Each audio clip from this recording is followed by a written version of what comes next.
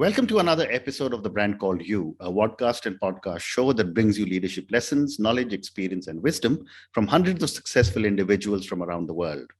I am your host, Ashutosh Garg, and today I'm delighted to welcome a very, very accomplished and senior consultant trainer and coach from Bangalore, India, Dr. Anand Kasturi. Anand, welcome to the show. Hey, thanks, Ashutosh. And wonderful to be here. Thank you. Anand is a consultant trainer and an executive coach. He is the CEO and consultant of Anand Kasturi Consulting. So Anand, today let's talk coaching. Let's start with the question, what made you become a coach? Okay, good question and interesting one for me. See, Ashutosh, I've always been a trainer. Actually, I sort of became a trainer, got into training in 1987. So you can do the math. It's many decades, right? As a trainer. 94, in fact, I went off on my own as a trainer, as an independent one-man band. When in those days, it was not, the gig economy had not yet, sort of kicked in. Correct. And so early 30s I was, but I said, this is what I want to do. I want to train people, and offer whatever expertise I have. So 94 onwards, I've been on my own. In 2007, Ganesh Chella of CFI, Coaching Foundation of India, he reached out and said, we are launching this coaching certification, right? This is the first batch and, it's by invitation. So we want to invite you to be a coach. To be honest, I didn't even know, in 2007, what is this coach and what it means. And I said, coach, what do you mean coach? So he explained a little bit. I mean, those were early days, right? Correct. So he explained a little bit in terms of what he had in mind. And I said, my first answer to him was thanks, but no thanks. I mean, I'm absolutely not interested. So he said, what do you mean? I said, see, listen, I'm a trainer and all my life, I mean, my DNA is about training people, right? And his work. And coach, you are saying something about working with and not really being an expert, and my expertise is what I bring to the table, and so I don't get it, and I don't think I'll be, I don't know, successful or effective or useful to the other party as a coach as much as I would be as a trainer. So not really my scene. So of course he gave me all the fundas about don't you think you need to challenge your own beliefs and go beyond your zone of comfort and all of that stuff, which of course I had to say yes to all of that. So then at the end he said, so now what? So I said, okay, fine. So in a sense, it's a case of the reluctant coach, right? Which is where I got involved with coaching in 2007. So it's been a while now, of course. Now it's about 14 years as a coach, but that's where it began. Okay, wonderful. And that's an interesting segue to my next question, because when I was growing up, I started working with ITC when I was 21 in 1979. Coaching or mentoring was done either by an elder in the family or by a senior colleague who took a liking for you. What has made coaching different in the last so many years that people are now willing to pay for it? Beautiful one. Actually, my own experience is also in the first few years when I began after 2007. Partly, I was also not pushing it as much, from my side because, as I told you, I'm more a trainer. But also my experience with organizations and individuals would be that they would resist. I mean, if I say, listen, hey, somebody sponsored you for a coaching engagement and I'm supposed to, you're supposed to be working with me as a coach. So can we have a quick conversation? Very often the initial thing would be, hey, is there something wrong with me? I mean, am I, are you some shrink? Is this a euphemism for, will you put me in a straitjacket and take me to the mental hospital and all that crap? And I think what has changed is that people are now beginning to realize that the objective of coaching is not to fix a problem, but actually to help people realize potential, meaning to help themselves really uncover the best that they have to offer, right, to themselves and to the community and the rest of the world. Right. And I think when it was seen as a problem fix, like you were saying, right, in the old days, you would go to an elder, you would go to a senior guy. If you had a problem, if you are in a dilemma, if you had an issue, you know what I mean? If you got stuck somewhere, then you'd say, yaar, kya karoon, yaar? What do you think? Give me some advice, you know, that kind of stuff. Correct. But when you remove that problem fix thought away and say, this is not to fix a problem at all, but rather it is to say, hey, you know, how can we move forward in a far more powerful way than where you've reached till now? I think that has changed. And then, you know, the whole acceptance is much higher, isn't it? Because it's more positive, constructive future rather than, you know, sort of a judgmental status of the past. Okay. And, you know, as one of the early coaches of CFI and probably in our country, I have two questions for you. Number one is, how long should a coaching association be? And number two, how does a coachee evaluate the coach? Good one. Actually, they're closely linked. So it's good that you sort of block them, club them together. So the first one is a tricky one. I mean, obviously there's no formula, right? And there is a balance I have found between meaning increasing dependency. You know, what the coach definitely does not want to do. And I think it's not just the coach doesn't want to do it, even the coachee doesn't. It's not good in the coachee's long-term thing to become dependent on the coach. Therefore, you don't want it too long. However, just one or two conversations is usually not enough, because many of the things that we are talking about in coaching, many of the areas that come up are not really just sort of hard skills that one can pick up, you know, like through a Udemy or a Coursera kind of a thing, right? That you would have anyway gone to Udemy or Coursera. Right. This is more about, there is a little bit of a reflection. I need to think through it. I need to realize some stuff. I need to, as a coachee, I need to change maybe some, you know, internal beliefs or thinkings. I need to say, hey, the future is different from the past. So what do I need to change? What do I need to do differently? How do I? Now, and then I need to test it out, figure out what works for me, because everything doesn't work the same way for everybody. Now, all of this takes a little bit of time. Correct. So, and, you know, and a little bit of back and forth, testing it out, talking about it, what worked, what didn't work. Oh, this was challenging. This was not, you know what I mean? All this.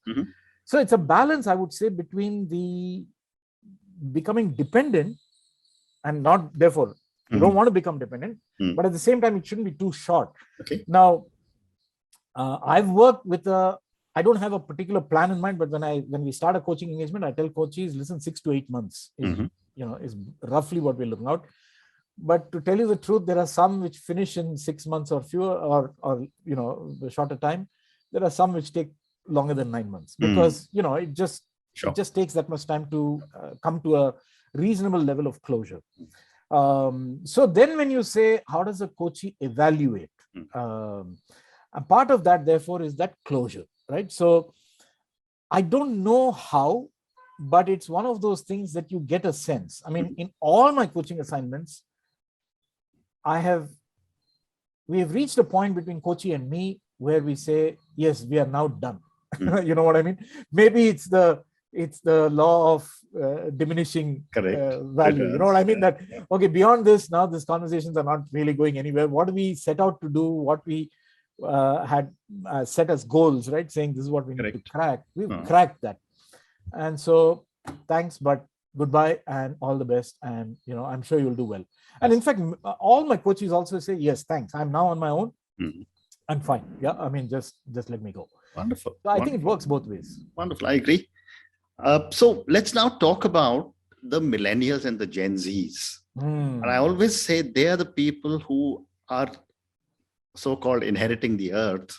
Yes. And I'm very hopeful that, you know, they will do a better job of managing this earth than people of my generation have done. Oh, yes. Tell me about it. Yes.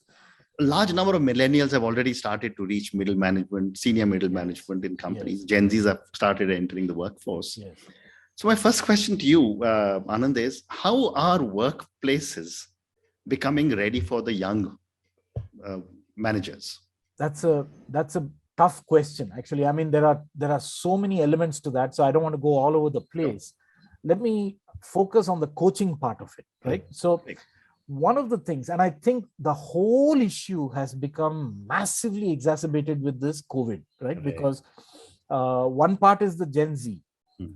And among all the different things that have been researched and written about that whole generation, one of the big things is that they don't have as much of a community societal network that people with the kind of gray hair that, like you and I have. Correct. In the sense, like you said, there were elders in the family, there were large community of people at work and friends, and all of that was a sort of a given. I mean, even if you didn't like it, the family would impose itself on you, right? Your cousins would have something to say, your uncles and aunts would have something to say, and all that. Yeah.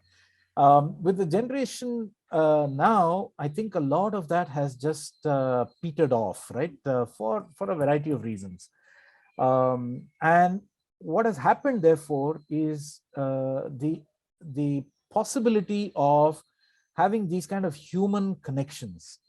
There's enough, I don't know, researched about social media being actually not true human connections, right? They are absolutely. In fact, one point of view, extreme one says they cause more damage than support in terms of all the all the outcomes that they lead to, especially in young kids, right?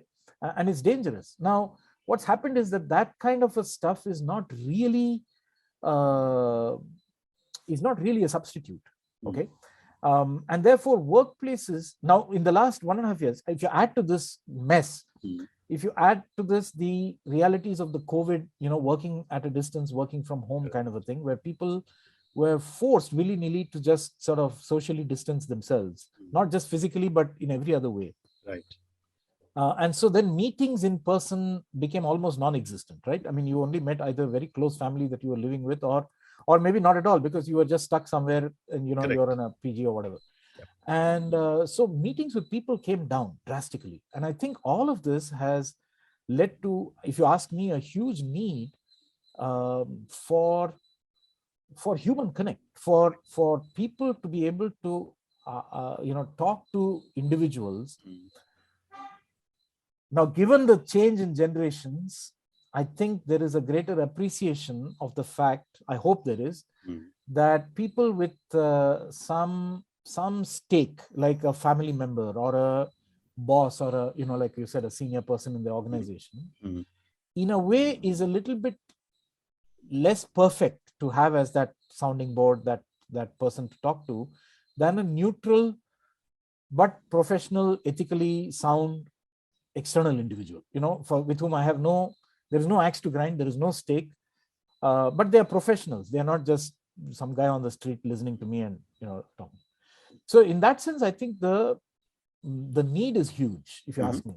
And the sooner organizations realize it and provide for formal mechanisms for individuals to be able to reach out to people. I'm not saying coaches. It could be coaches, it could be buddies, it could be mentors, it could be a variety of possible developmental support roles, right?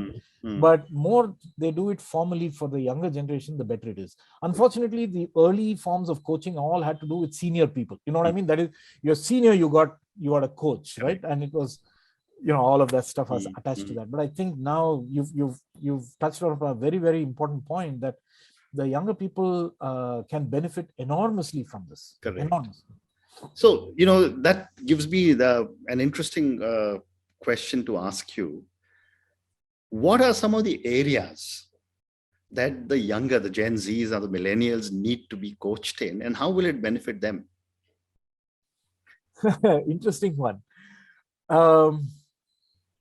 See, I don't know. I mean, I don't know if I can generalize that, what are the areas. But I think a lot of it will have to do with, see, there are three, when I'm looking at coaching, right? I'm going back to some older models. I think even CCL has this model of saying self, right? Managing myself, working with others, and business effectiveness kind of areas, right? Three broad buckets. Correct. Working with self partly is a important area, because, as I said, I think the sense of self, the sense of who I am, what value I bring, how do I learn and grow, how do I contribute, what really gives me a kick? Those questions have very different answers for today's generation than what they had for, for people like you and I. Well said. Okay? Yeah. So therefore, that understanding myself is a very big deal. And I think that's one powerful area where coaching can help. Because, like you said, younger people are becoming middle managers. And at that point, they are also into, they're also facing a number of other dilemmas. They're facing relationship dilemma. Do I get married? Do I, do I settle down? Do I not? Do I have a kid? Do I not have a kid?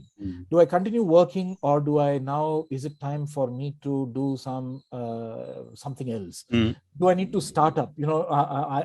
Everybody and their uncle and cousin is involved in some startup. Will it become too late for me if I wait for another 2 years? You know what I mean? There are a number of these dilemmas which they face, and they don't know exactly, or they may not have enough of the like you said, wisdom, knowledge, experience, you want to put all that together to make those decisions, right? They need help. So that whole part about managing myself is one big area.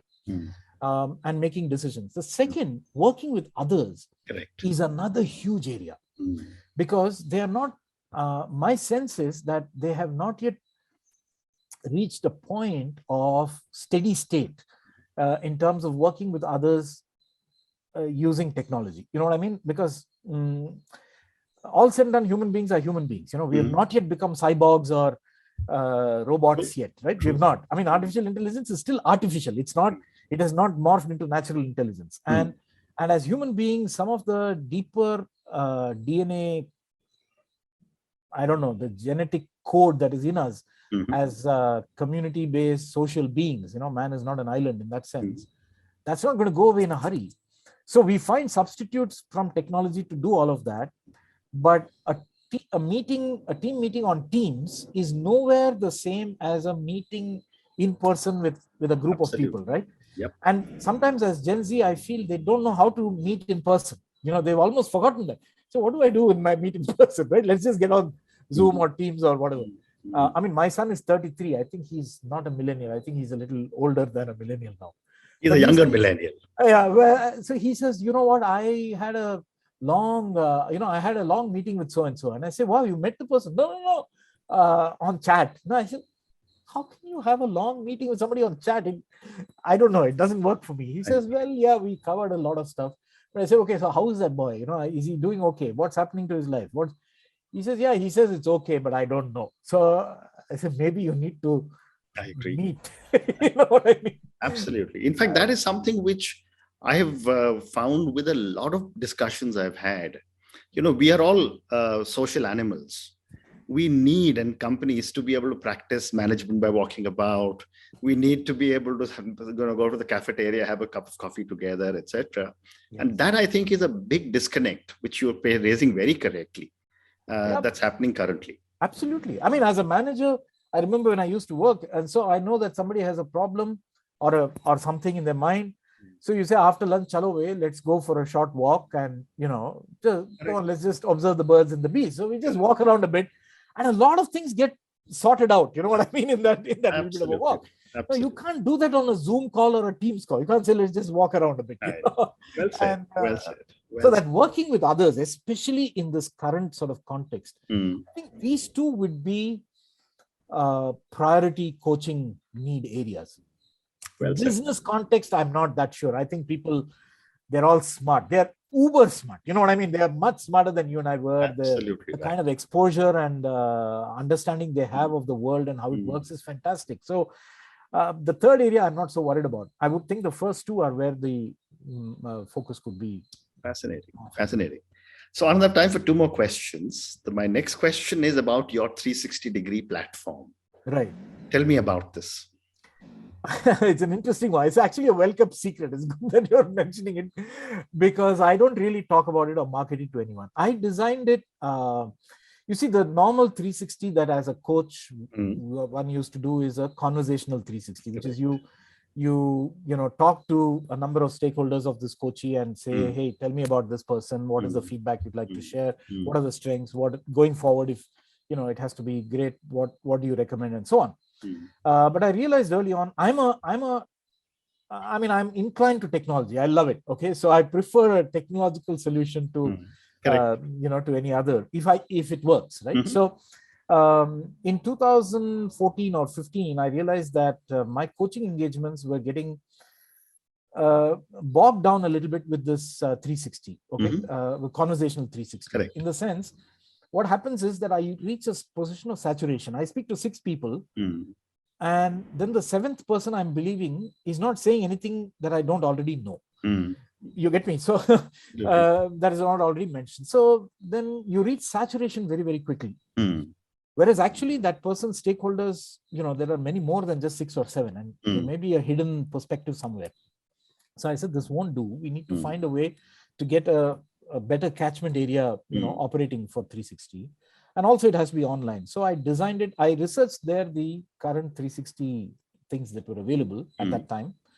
To be honest, I haven't done too much of a research post that, but at that time, what I found is one of the strange things with feedback is that very often I find the same thing comes up both as a strength as well as a focus area for the future. It is, I'll give you an example. Strength, you say, what are Rajesh's strengths? And the stakeholder says, oh, he's a details guy. His attention to detail is fantastic. He's, super, he will dot the I and cross the T. He just doesn't leave things at a high level and, sort of gloss over stuff. Correct.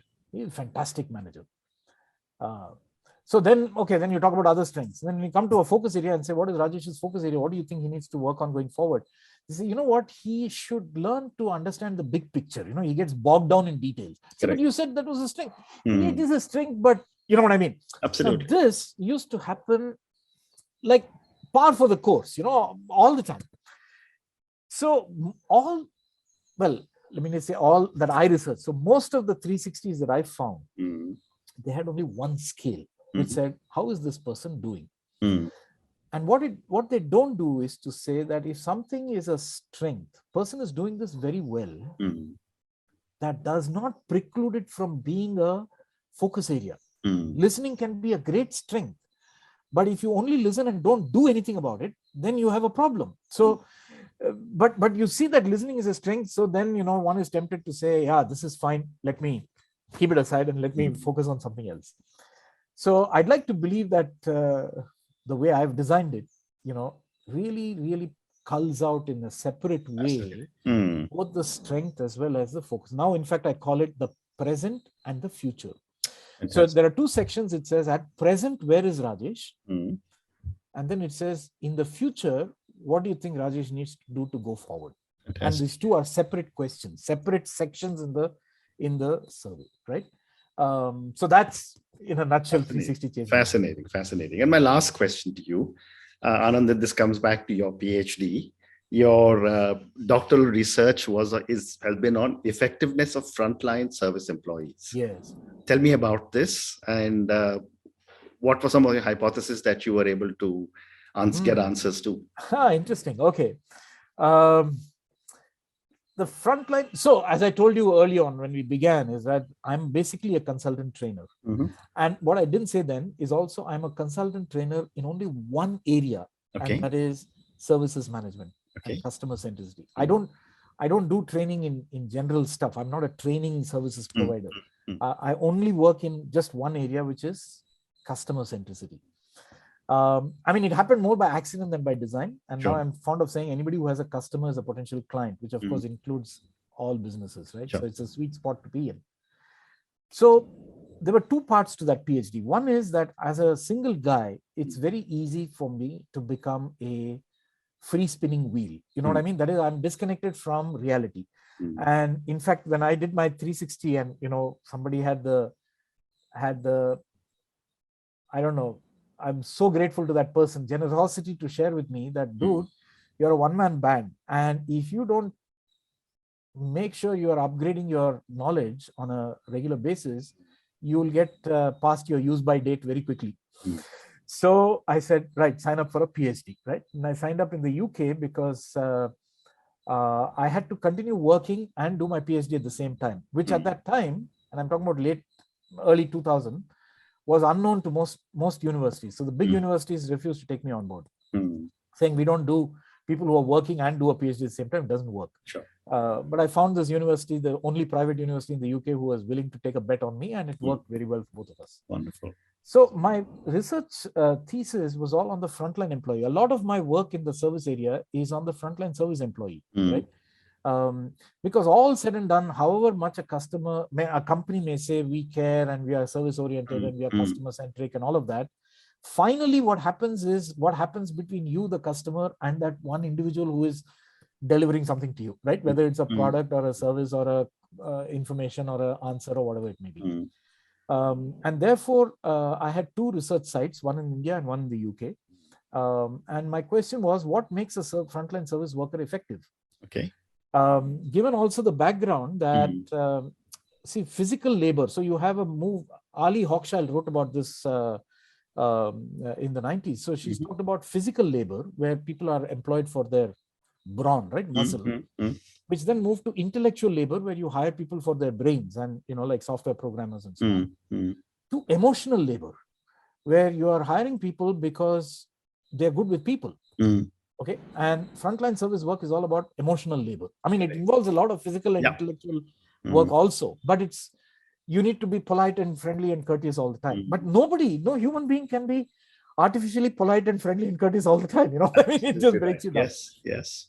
So I was very intrigued by that whole question. And that's where my thesis began. And what I found, I mean, to cut a long story short through all the, research and everything else, is that the frontline service workers who are most effective are the ones who are intrinsically motivated. That means where dil se, it comes, in India we say dil se, right? That is from my heart. I genuinely am caring or that I'm interested. I'm intrinsically motivated. I'm not motivated. So the moment a service organization says we'll give you extra brownie points if you get CSAT score, which is higher, etc. It actually screws everything up. Correct. You know what I mean? I don't mean that people should not get rewarded or recognized. They need reward and recognition. But the best people are those who do it because they believe it needs to be done. Well, that's in a nutshell what I found out. Fascinating. But of course, there's a lot more to it than that. I know, I'm sure. But Anand, on that note, we've now run out of time. So thank you so much. Thank you for sharing so much of your incredible knowledge on coaching and, sharing so many of your experiences as you have built your, consultant trainer organization. Thank you for talking to me about your PhD. So, hey, thank you, Ashutosh, for lending a very, very, welcome ear, right, to all my ramblings. And I hope it was useful. I hope it adds some value and contributes something. Wonderful. Thank you again. Thank you for listening to the Brand Called You videocast and podcast, a platform that brings you knowledge, experience, and wisdom of hundreds of successful individuals from around the world. Do visit our website www.tbcy.in to watch and listen to the stories of many more individuals. You can also follow us on YouTube, Facebook, Instagram, and Twitter. Just search for the Brand Called You.